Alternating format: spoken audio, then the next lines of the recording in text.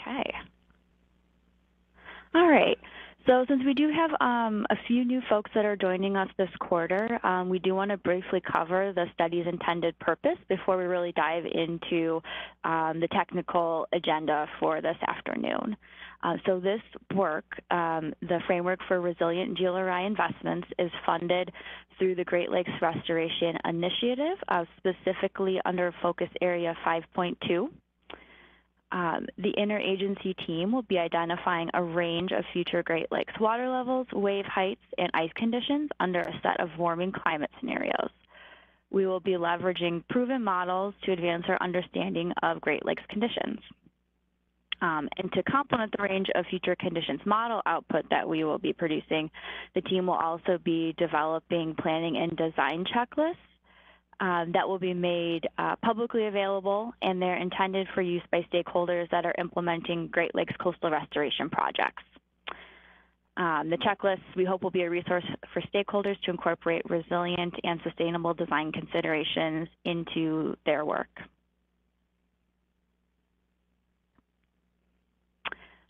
The team wants to highlight some recent interagency coordination activities that have taken place, especially in light of a number of new Great Lakes efforts that will be starting or are just getting started as a result of funding allocated under the bipartisan infrastructure law.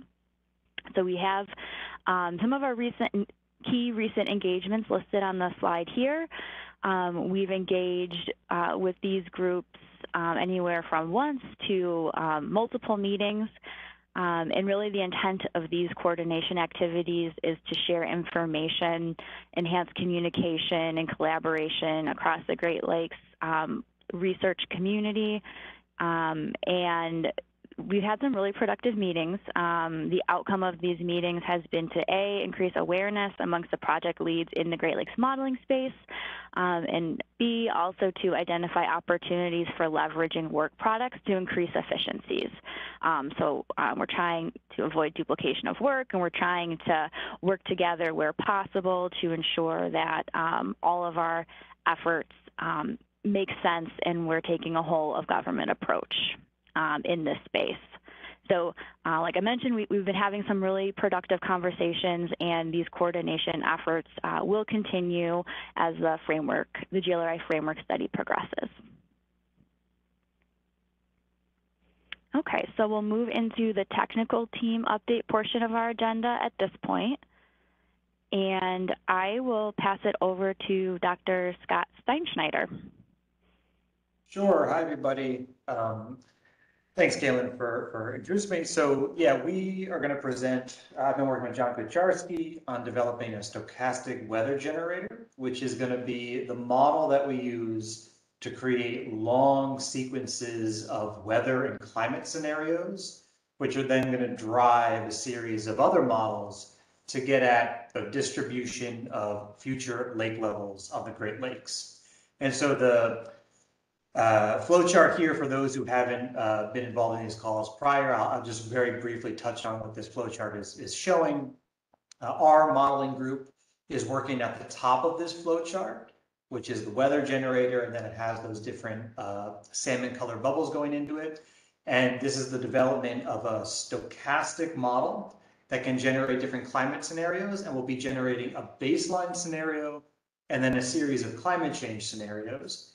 And then those weather scenarios are then going to go into a series of downstream models, including runoff models that will simulate the runoff of rivers into the Great Lakes, as well as precipitation on the lakes and evaporation and ice on the lakes. And then all of those can then be put through routing and regulation models to get at the full distribution of static lake levels for each of the Great Lakes. So I'll briefly comment on the progress that we've made on developing that stochastic weather generator, and that's this slide here. Up to this point, basically the short version of this is that we've gone through a full cycle where we have compiled all the data we need to develop this model. This is the type of model we're using. It's fit using weather regimes, or these large-scale patterns of atmospheric circulation that affect the Great Lakes, and we've identified those. We've sort of integrated those weather regimes with our stochastic weather generator, and we've run a baseline scenario from this model. So that gets you in the completed work all the way to the second to last bullet. And then on the last bullet there, this is where we've spent actually a good amount of time. We've gone over and really assessed how well our model has reproduced the historical statistics of weather across the entire Great Lakes Basin. And we've been systematically going through that, looking for areas where the model has strength and areas where the model could use improvement. We've identified a series of places, the model's doing quite well. There's one area that it could use a bit of improvement, and that's on its representation, particularly of long duration dry periods. And so in that ongoing work bullet or a piece in the middle there, that's currently what we're working on, where basically we are adjusting the model calibration to try to refine some of these specific climate statistics that we want to capture in our baseline scenario. And really what we're going for here is improved interannual variability, particularly on the low precipitation end. So getting multi-year droughts effectively a little bit better. And we've made some good progress there. We've been, if folks are interested, we can go into the details of what we've been doing. But basically it's been developing the model separately by season.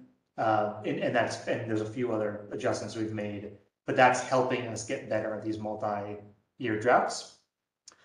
We're going to continue that. We're making progress, and our hope is to sort of finish that calibration work in the next month or so, and then we can move on to the next stage, which will be producing a set of climate change scenarios using this calibrated stochastic weather generator for the region.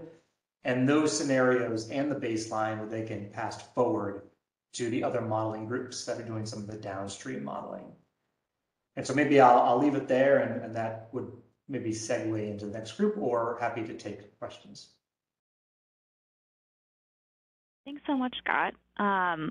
Let's see. I don't see any hands. But I'll pause and give folks a chance to come off mute if you have a question for Scott.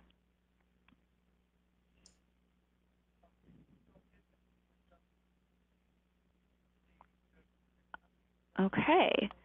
Hearing none, we will move on. And I will introduce Dr. Lauren Fry. Okay, thanks, Caitlin. Thanks everybody for being here. So I am Lauren Fry, and I'm from NOAA Great Lakes Environmental Research Laboratory in Ann Arbor, Michigan. And I'm speaking on behalf of a large team comprised of people from the Army Corps of Engineers in Detroit District and colleagues at the Cooperative Institute for Great Lakes Research at the University of Michigan. And so Scott gave an introduction to the work on how the weather generator feeds into the water level modeling part of the framework. So that's what I'll be talking about here, is what he was calling those downstream models. So what we get from the weather, what we're producing from the weather generator output. So again, we're taking weather generator output and we're using that as forcings for a runoff model. Precipitation is really coming directly from the weather generator, and also using weather generator output for modeling evaporation. And in addition to evaporation, part of that modeling process includes simulating the percent ice cover, which is another piece of information that's used by our wave and surge team. So we have the runoff, the precipitation, and the evaporation, and those three things are combined to produce net basin supply. And we take that net basin supply and run it through routing and regulation models to simulate lake-to-lake flow, incorporating current regulation plans. And then the final output from this side of the diagram is that gold box in the bottom middle, and that is showing that we'll be producing a distribution of static or lake-wide average water levels for each climate change scenario that we get from the weather generator, as well as the baseline. In addition to that modeling that's really described in the blue boxes that I went through. We're also working with the team at Cooperative Institute for Great Lakes Research to conduct a set of experiments using more computationally complex models to give us a comparison to evaluate for biases from the runoff. And so that's what's shown in those green boxes in the bottom left. So that piece of work I'll speak about a little bit separately after I go over the water level modeling. Okay, next slide. All right, so while the weather generator team has been busy working on developing the forcings data sets that we need, we've been using this time to really build our modeling framework for water levels. So this included earlier development of a new version, a new configuration of large basin runoff model, the runoff model that we're using. So that, and this configuration uses a Priestley-Taylor method for estimating evapotranspiration, and that's so that we can improve how we represent the energy balance under a changing climate. So that code has been integrated into the large basin runoff model, and for the most part model testing has shown good results, but we're finding there's some potentially poor model behavior here. It says due to net radiation, but it seems like we fixed that part of it, and there's something else going on that we're looking into for just a handful of the subbasins on rare occasions. So we're looking at fixing that in the modeling for a large basin runoff model. In addition to that completed coding of the large basin runoff model, we're done with processing the historical net radiation data, which is a new data set required for running this new configuration of the large basin runoff model with the Priestley-Taylor evapotranspiration. The lake level modeling workflow has been developed, and that's been, that took a big effort early on, and so that we would have a very efficient modeling workflow, because for this static lake level modeling we need to be able to run long simulations and fairly long simulations and a large number of simulations. And so we've completed the workflow, and now calibration of the large basin runoff model is nearly complete. We've run it for all of the subbasins. We'll need to run a handful of those subbasins again once we're able to fix the problem that I mentioned with the model itself. So that's work in progress. I'm kind of mixing the completed and ongoing work, but so for ongoing, we're continuing testing of that Priestley-Taylor configuration for the large basin runoff model, and then that's going to lead us to recalibrate at least for a handful of those subbasins where we had a very select few times when we had problematic runoff output from that model. And then once we're ready with that and we have the weather generator output from Scott's team, we'll begin by running baseline scenarios through that workflow that we've developed. And so that's our immediate next step. So that's where I'll leave it, I think, and we can go on to the next part.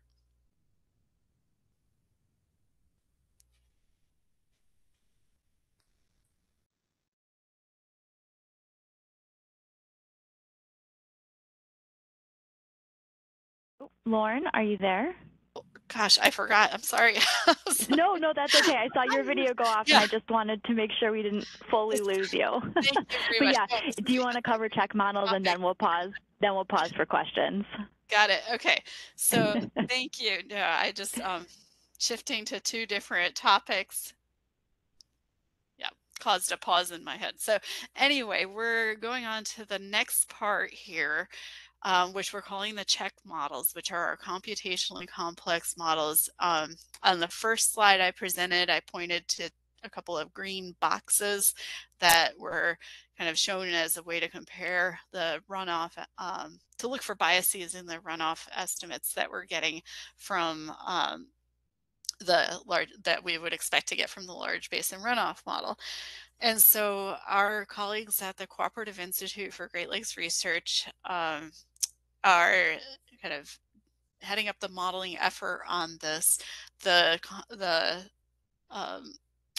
award has been made to the Cooperative Institute, and they've begun by identifying gridded forcings that could be used for the computationally complex models. So for the runoff, they'll be running WRF hydro simulations, a distributed hydrological model. And then for checking the evaporation and ice cover, they'll be running the FVCOM with an ice model in it. They've identified a number of gridded forcings,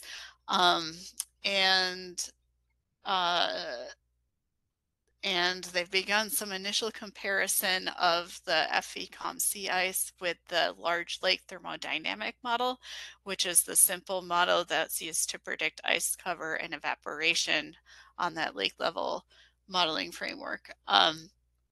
And so we're still, in the early stages of that analysis, but the early results are looking like we're seeing underestimation of ice cover from large lake thermodynamic model, but mostly usually when the ice has low conditions. And so that's something that we're going to be continuing to look into and looking at, particulars of what conditions we expect when we're seeing those low biases. But overall, we see pretty good general consistencies with the pattern of ice cover, so that's good.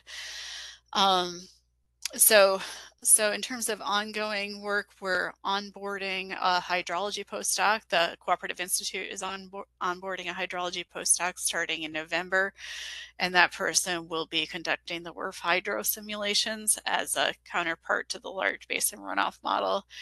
And they're continuing to work on inventorying and identifying the gridded forcings for WRF hydro and FVCOM.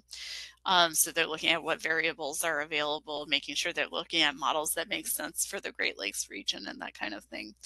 And then in the next steps for their work will be to look into skill assessment and evaluation of those gridded forcings and applicability to FVCOM and WRF hydro, and then setting up their experimental design to look at what particular simulations we'd want them to run for their WRF hydro and FVCOM simulations. Okay, now I think I'm good with that. So if there are any questions on either of those topics, I can take questions now, or we can pass on to Chris. Thanks, Lauren. Let's see. I'm not seeing any hands raised or questions in the chat, but I'll pause to give people a second to come off mute or to enter something in the chat.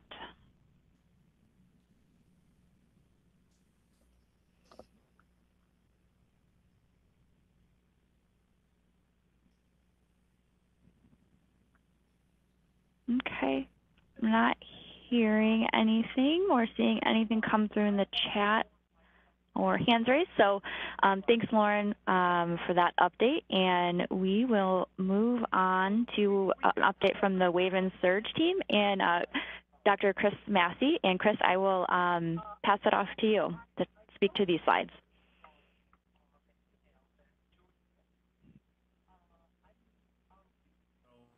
Speaking on behalf of the CHL team, you can see quite a few people with a variety of backgrounds and expertise from wave modeling, surge modeling, statistics from the coastal hazards perspectives as well. So next slide, please. So as a reminder, the team is working on wave and surge modeling and statistics for all the Great Lakes, as well as being able to post these results into a platform that is publicly available. So we'll be talking about the progress we're making from that. To date, where we're at since the last time we briefed is all of the wind and pressure files for all the Great Lakes from the 1973 through 2021 have been gathered together and made available in central location for us for processing, taking those and breaking them down into lake-specific and storm-specific conditions. Similarly, for all the ice field, the archive data has been accessed, and we've got that collated together, again, for processing on lake-specific needs. Then for Lake Ontario, which is the first lake we're moving through for modeling, we have produced a seamless 3-meter horizontal resolution digital elevation model, DEM. So Scott Spurgeon with our Jobeltex group worked with Noah and USDS and others and his team to take the best available data that we had for them and put it together for us to use for our modeling needs.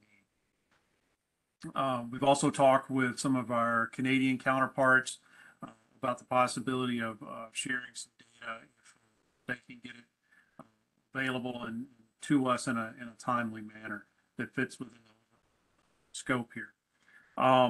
As part of getting ready to do the modeling in Lake Ontario, we have selected 6 storms from 1973 to 2021 that we will use for calibration and validation testing for our setup for that. And we have been working on the creation, the initial creation of the new mesh, the unstructured meshes. And those will be used for the same mesh be used for AdCirc and SWAN, the unstructured SWAN model. And we've been meeting with, again, our partners, NOAA and USGS and others that are doing modeling in the area as well and trying to coordinate with resolutions and data sets and so forth between the models so that we can have uniformity between those when appropriate and reduce duplication. We've also developed an initial set of save points for Lake Ontario, and as a reminder, a save point is basically like a virtual gauge.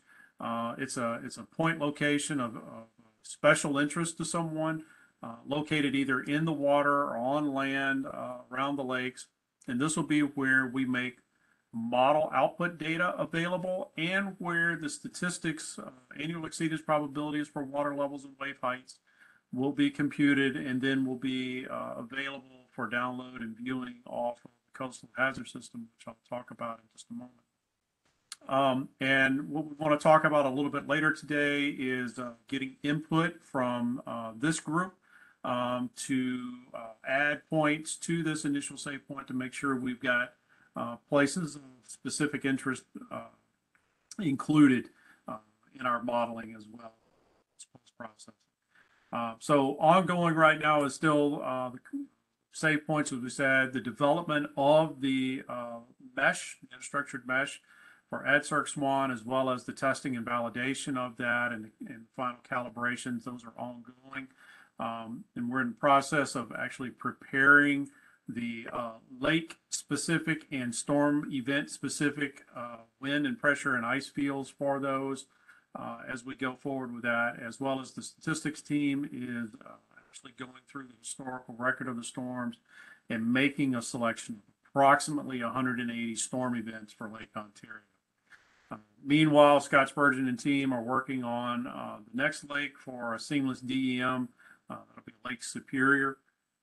Looking forward in the short term over the next 3 months, we'll be incorporating the input that we get from this team about the save points, be able to be used before the modeling begins. We'll have the calibration and validation of the Sea Storm and SWAN model completed for Lake Ontario, and we'll be beginning our present day base level condition simulations for Lake Ontario.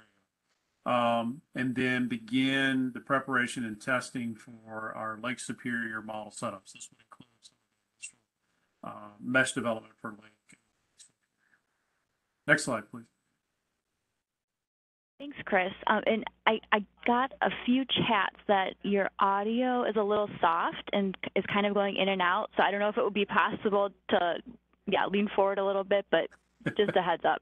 So, thank you. Thank you. Yeah, thanks for that. I unfortunately have 2 microphones and I don't ever know which one's picking up. So is this a little bit better? That seems a little bit better to me. I don't know, John, I see your head nodding. Is that better on? Okay. Yep. Thanks, Chris. Okay. Yep. Happy to do so. So this is a slide just summarizing what the coastal hazard system is. This is our publicly available website.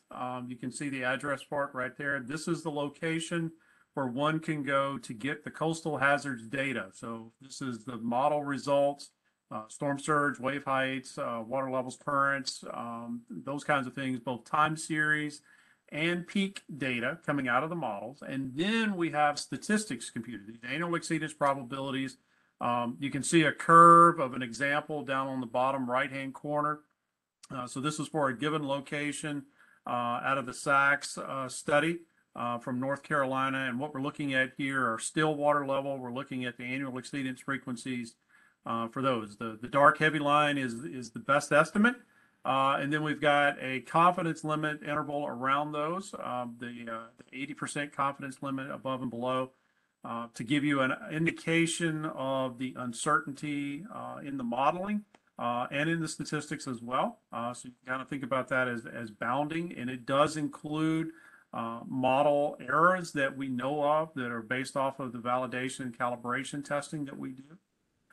So this site, as it presently has, we've got several studies worth of data in there, including FEMA data for the Great Lakes from the most recent study and the study that we're performing right now.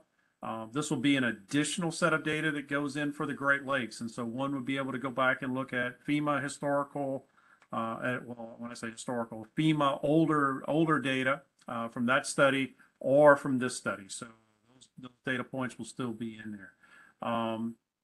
So this is the web interface. This is where people can go to download, visualize, make graphics and so forth for a variety of these studies. And this is the area where we will be putting the model data and the statistics data for the study. Next slide, please.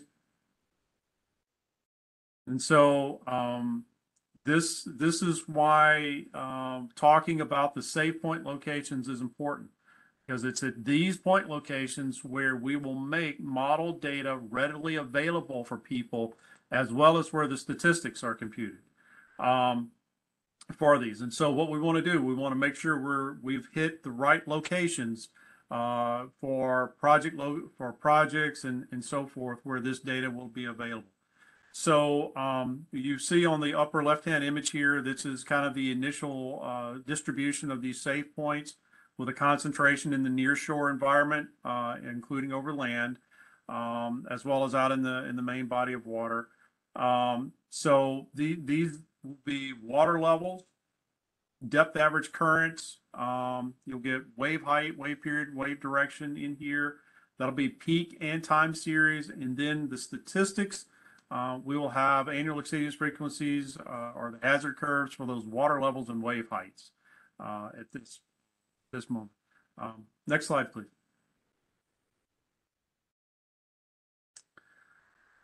So we've put an initial distribution of points out, and to cover what we think is a good spread. What we would like for people to do is go back, go in and view where these point locations already are, and add points if there's an area that you think we need to have data to be able to be served up. So areas to be considered here are places where there are either ongoing or past, or of future projects that are going to take place. This could be engineering structures that are being put in, groins, breakwaters, those kinds of things. It could be wetland restorations, habitat restorations, dunes, any of those kinds of things. If you know of project areas that you want to put in there, include those. If there's other areas where flooding or erosion has been a problem or something like that in the past, and you would like to monitor those or have data to help you monitor it, again, put a point there. Shoreline areas, where you've got high population density or populous tourist locations, state parks and so forth. Inside harbors and inlets, you can kind of see that over here on the right-hand side image, where we try to put some points through there for different uses and needs. In general, just, anywhere that your water level and wave data and statistics would be useful for you as an individual. So now when you're going in and you're looking at it and you're trying to decide, well, there's already points near where I'm thinking of putting one. Do I put one anyway?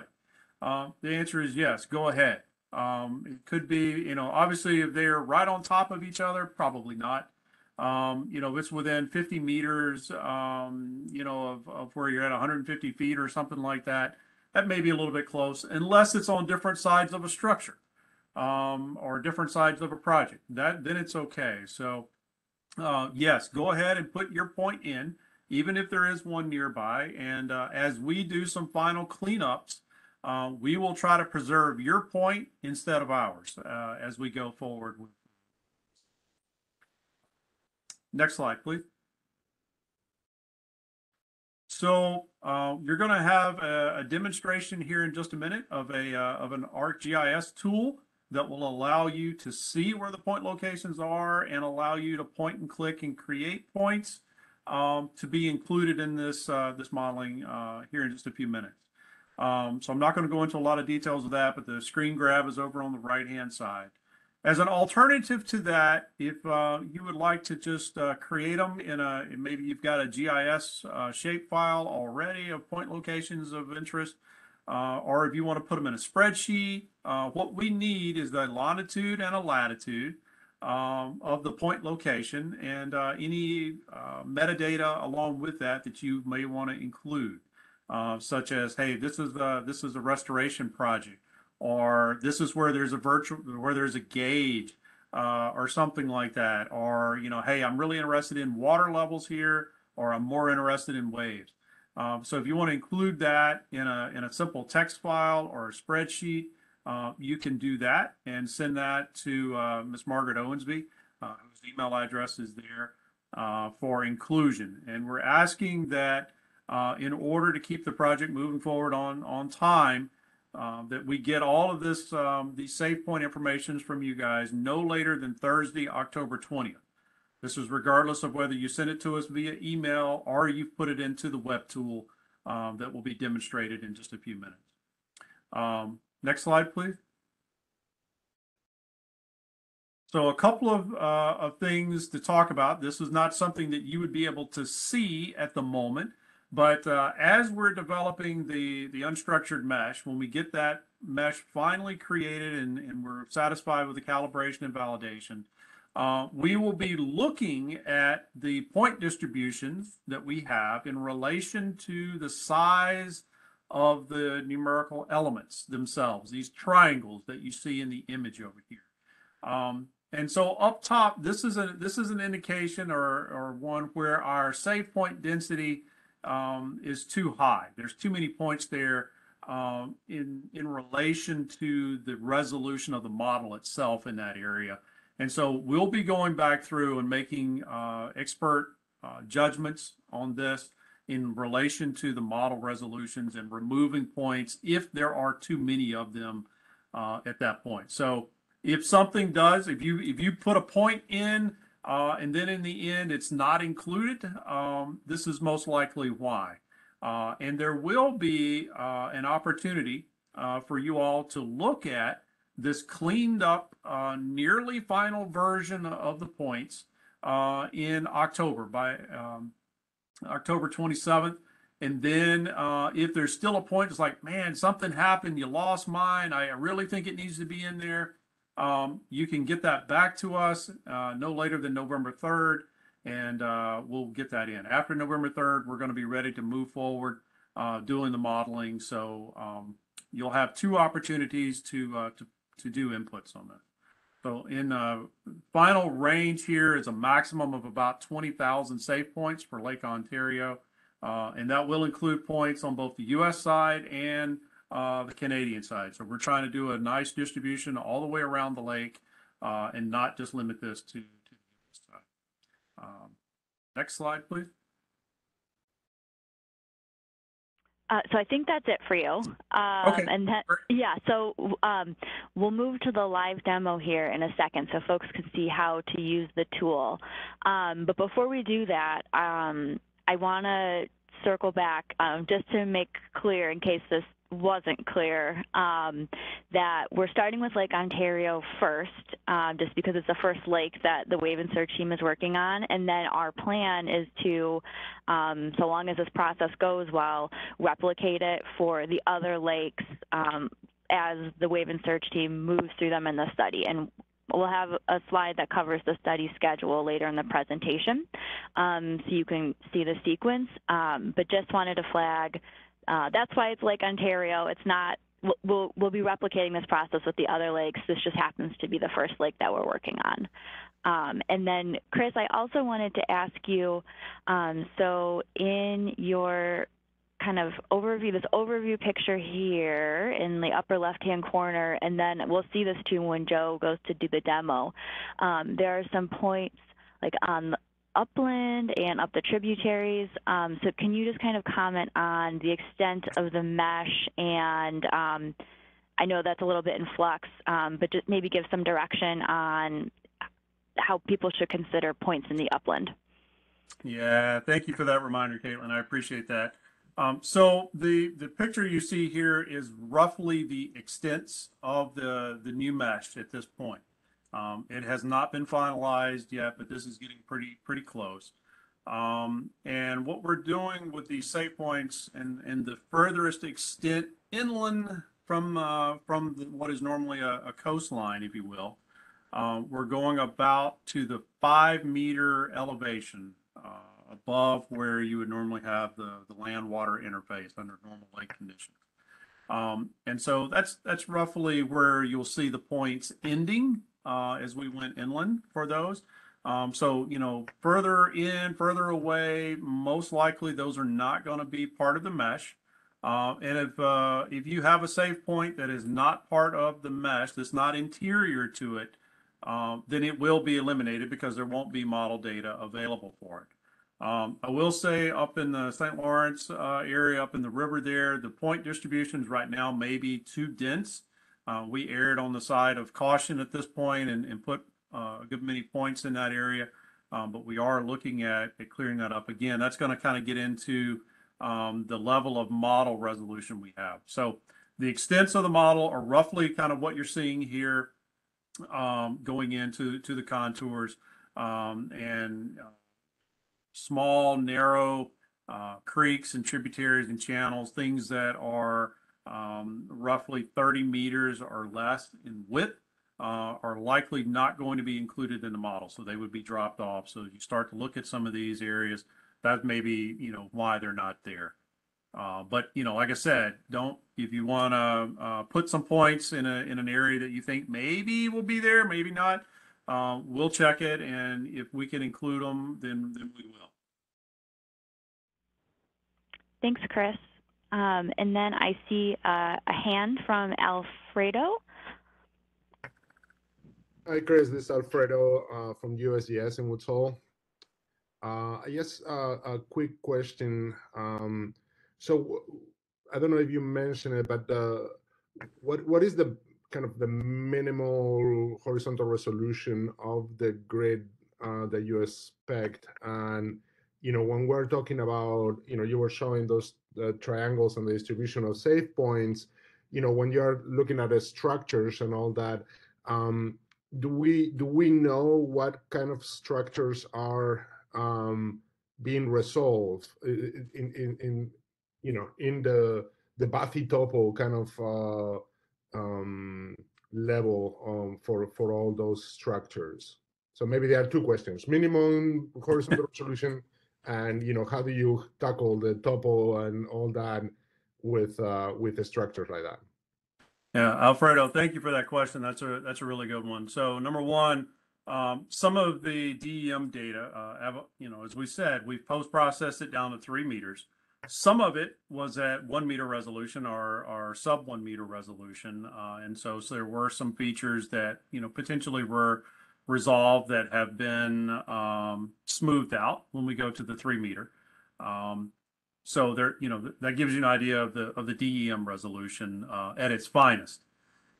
For the modeling, minimum resolution will be around 30 meters.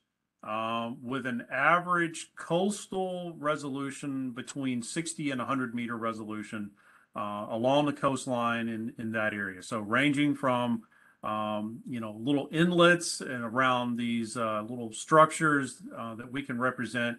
If we can get it at using a 30-meter resolution, we will try to include those. So some of these little inlets, some of the little jetties that we see in these areas, maybe some groins, and we have those specific ones, we will try to put some of that in the model. I will make a point here to say that we're viewing this as regional modeling, so lake level modeling, and not something of high resolution around any specific project. We look at these models as providing a base set of data, a very good but base set of data that can then be leveraged and used and as a jumping off point for additional finer resolution modeling. So we might come in and do a lot more refinement if we're looking at, in this image that's up on the screen here, if we were looking at a project there, maybe we were going to dredge that channel out, or maybe we were going to add something to the jetties or something, we would come back in and we would do a good bit more refinement for that project level. So this is a balance between a regional modeling and, to get enough resolution that we get decent answers for that, but it is not something where we're zeroing in on any one specific structures with that. So again, about 30-meter minimum resolution with between 60 and 120-meter resolution on average along the coasts.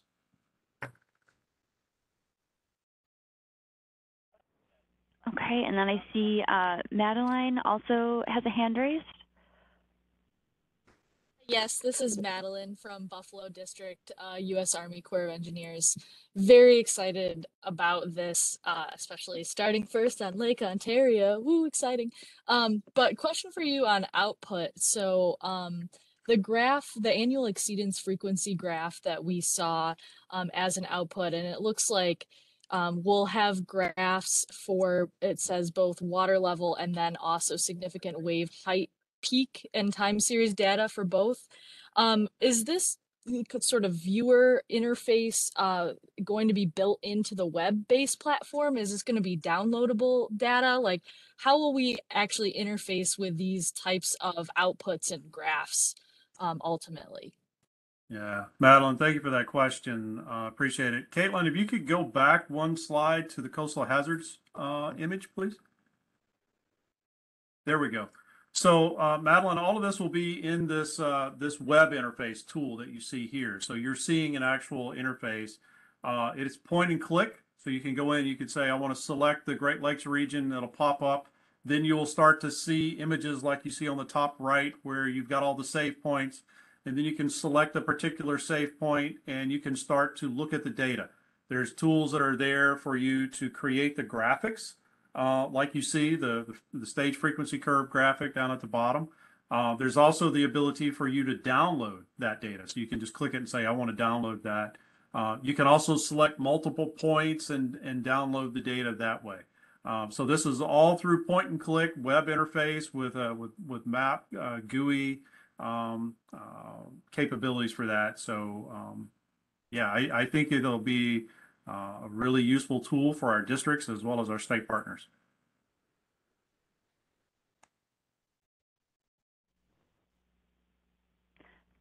Okay. Oh, and I see a question in the chat.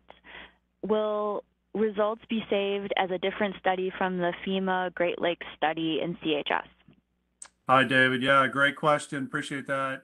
Yes, the existing FEMA data that's there will continue to be available, but it will be now tagged as a different data year or range year for it. And then this new Great Lakes modeling that's being done will be added, and they will be separate. So you would have to be able to go in and look at those as separate studies, in other words, for that.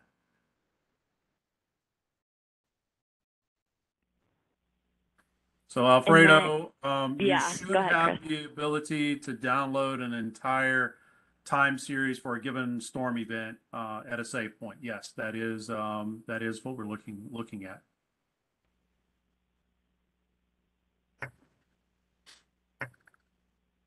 Okay. So I'm gonna have us move to the live demo, and I'll also say this again at the end of the talk today, but we will share all of the information that you just saw Chris present via email, so you will have access to the direct link and instructions for reference and for sharing if you want to, you know, pass around your organization for folks to provide input on this viewer. But at this point, Joe, I will pass it over to you. So Joe Miller is a planner here with me in the Army Corps of Engineers Chicago District, and he's going to give a live demonstration of this GIS interface tool that we've developed to collect input. All right, thank you, Caitlin. Upon clicking on that link that we will share, you're going to be met with this crowdsourcing tool, the Survey 123. I'm going to just reemphasize some of the points that Chris made about, well, I'll read through the directions. Please add your point, even if it is near an existing point. Points may be added anywhere in the lake and on nearshore areas on land where lake flooding is a concern. All points will be reviewed by the wave and surge team, and point density will be edited based on the model resolution. In locations where points are edited, priority will be placed on save points identified by stakeholders. For further instructions, please consult the slide deck that will be shared, and these save points will be closing on October 20th. There are two options on how to enter in the points. You can either use this tool on this web page to load your individual points. Otherwise, email the list of points to Margaret. Now, the most important part is this map. Within this map, you can click on the points and it will notify you the lat and longitude. I guess the best place would be is zooming in, and you can zoom into your location or type in your lat and long or city and go straight there. And once you get to a close enough resolution, you'll see all the save points in this preliminary list. The easiest way to pan around and see more nodes, if you're interested, is clicking on this expand map. And from there, you can start panning around and see the area a little bit better. Now, for the sake of this demonstration, I'm just going to choose a point here. And if I don't like that point, I have the option of moving over, clicking someplace else, or clicking the trash can to remove it and click another point. After selecting the point, you can choose what type of project you're interested in, whether infrastructure, environmental, or a navigation project. And a project status, whether it's an existing or a future project for consideration. And then click the critical quantities that you're interested in.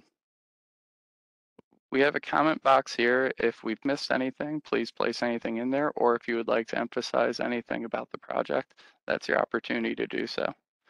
And then last is an email. This is just to keep track that how many people are mentioning things or repeat visitors, but the email address will not be shared publicly. Upon completing submission of a point, click submit, and you'll be routed to this page saying thank you. And if you have another point you would like to submit, please click this hyperlink to return you to this previous page and begin the process over. And if there aren't any further questions, I'm going to turn it back to Caitlin. Thanks, Joe. I'm going to pause here to see if people do have questions about that web tool. You can either put that in the chat or come off mute.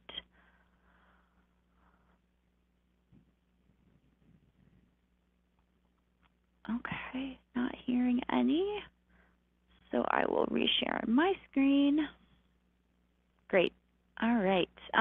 So next on the agenda is a brief update on the checklist from the checklist team.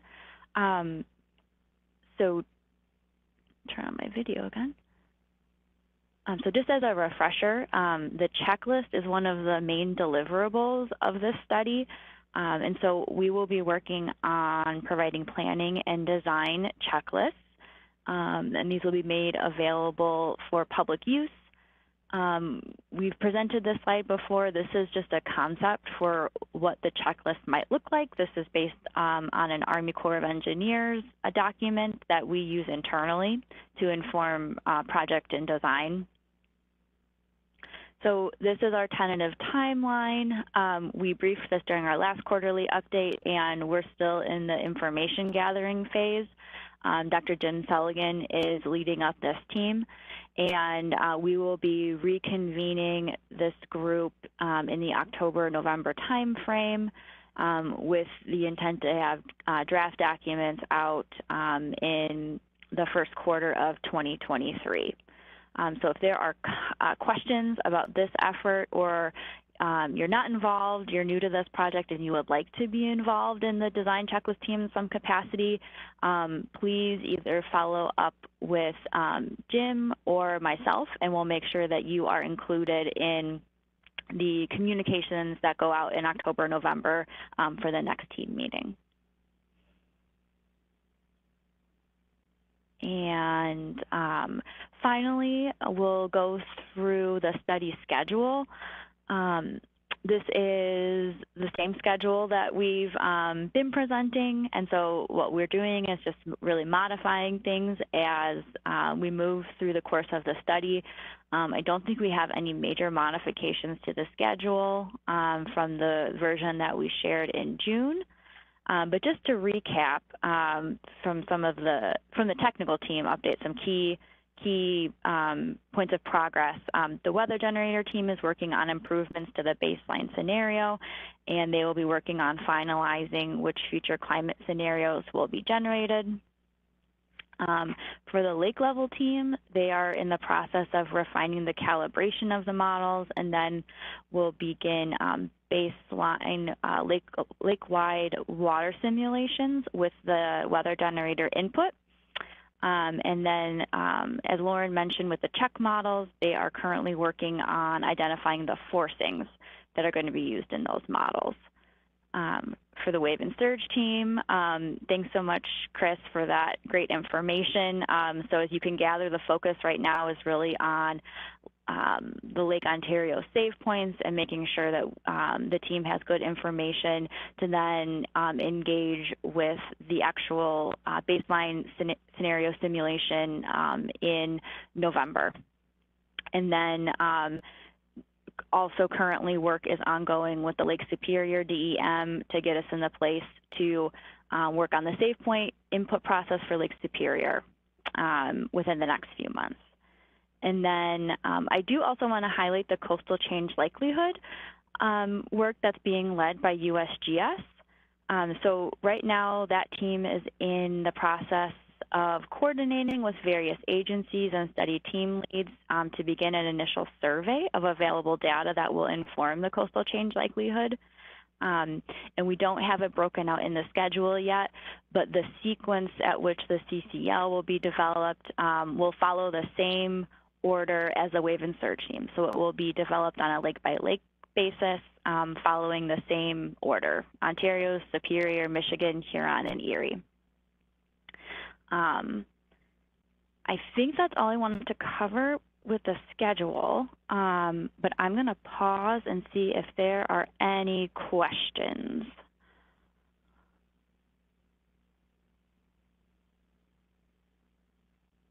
Okay.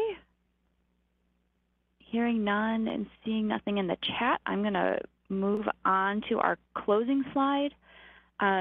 So really the main do out and action item from this meeting is the input on the Lake Ontario save points. So as Chris mentioned, we're requesting that information by Thursday, October 20th. We have two ways that you can provide input. All of this information, the slide deck, the recording, and a quick reference guide for the ArcGIS tool will be shared after this meeting. So you will have access to that, easy access to that. And then just as a reminder, our next quarterly meeting is currently scheduled for December 22nd at this same time, 2 p.m. Central, 3 p.m. Eastern. Before I close, I just want to check in with the technical team to see if I missed anything before we wrap up. Okay, not hearing anything or seeing anything in the chat. Perfect. Well, thank you so much, everyone, for your participation this afternoon. We really appreciate it. And I will be sending out meeting follow-up materials hopefully this afternoon. And take care, everyone. Thanks. Bye-bye.